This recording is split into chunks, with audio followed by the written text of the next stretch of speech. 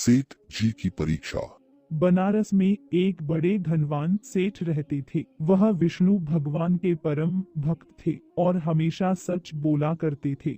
एक बार जब भगवान सेठ जी की प्रशंसा कर रहे थे, तभी माँ लक्ष्मी ने कहा, स्वामी, आप इस सेठ की इतनी प्रशंसा किया करते हैं, क्यों न आज उसकी परीक्षा ली जाए और जाना जाए कि क्या वह सचमुच इसके लायक है या नहीं।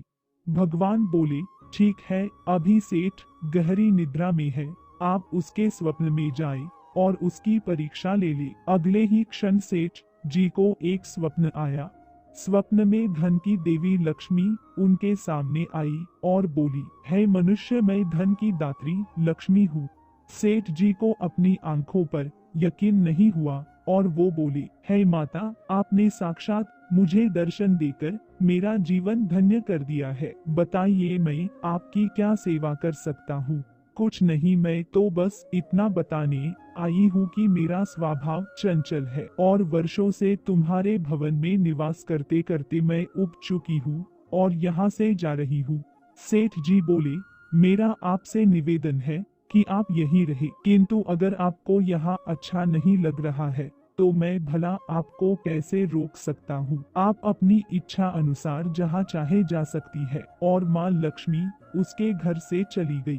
थोड़ी देर बाद वे रूप बदलकर पुनः सेठ के स्वप्न में यश के रूप में आई और बोली, सेठ, मुझे पहचान रहे हो। सेठ बोले, नहीं, मैं आपको नहीं पहचाना। यश बोले, मैं यश हूँ, मैं ही तेरी कीर्ति और प्रसिद्धि का कारण हूँ, लेकिन अब मैं तुम्हारे साथ नहीं रहना चाहता, क्योंकि माँ लक्ष्मी यहाँ से चली गई है, अतः मेरा भी यहाँ कोई काम नहीं। सेठ, ठीक है, यदि आप भी जाना चाहते हैं तो वही सही।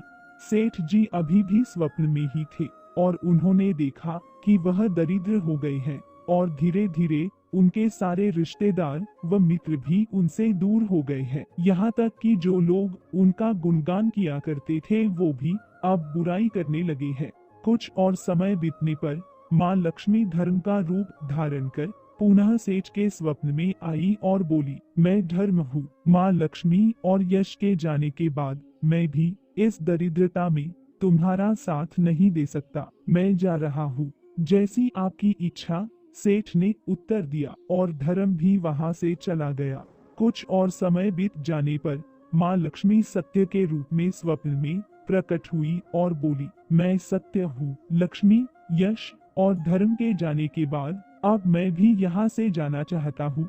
ऐसा सुन सेठ जी ने तुरंत सत्य के पांव पकड़ लिए और बोले, हे महाराज, मैं आपको नहीं जाने दूंगा, भले ही सब मेरा साथ छोड़ दे, मुझे त्याग दे, पर कृपया आप ऐसा मत करिए। सत्य के बिना मैं एक क्षण नहीं रह सकता।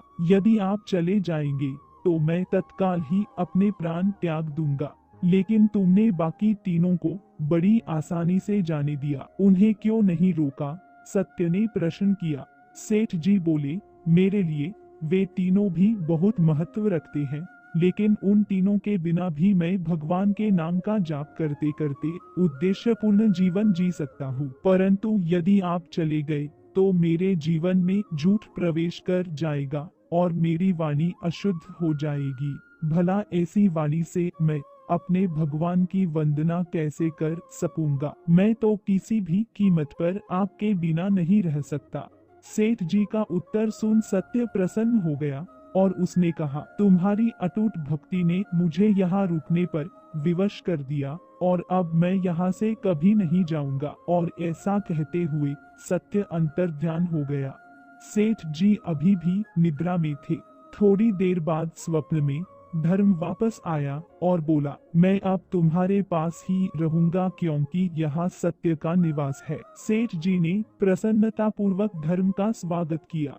उन्हें देखते ही सेठ जी नतमस्तक होकर बोले, है देवी, क्या आप भी पुनर्मुझ पर कृपा करेंगी? अवश्य, जहाँ सत्य, धर्म और यश हो वहाँ मेरा वास निश्चित है, माँ लक्ष्मी ने उत्तर दिया। यह सुनते ही सेठ जी की नींद खुल गई। उन्हें यह सब स्वप्न लगा, पर वास्तविकता में वह एक कड़ी परीक्षा से उत्तीर्ण होकर निकले थे।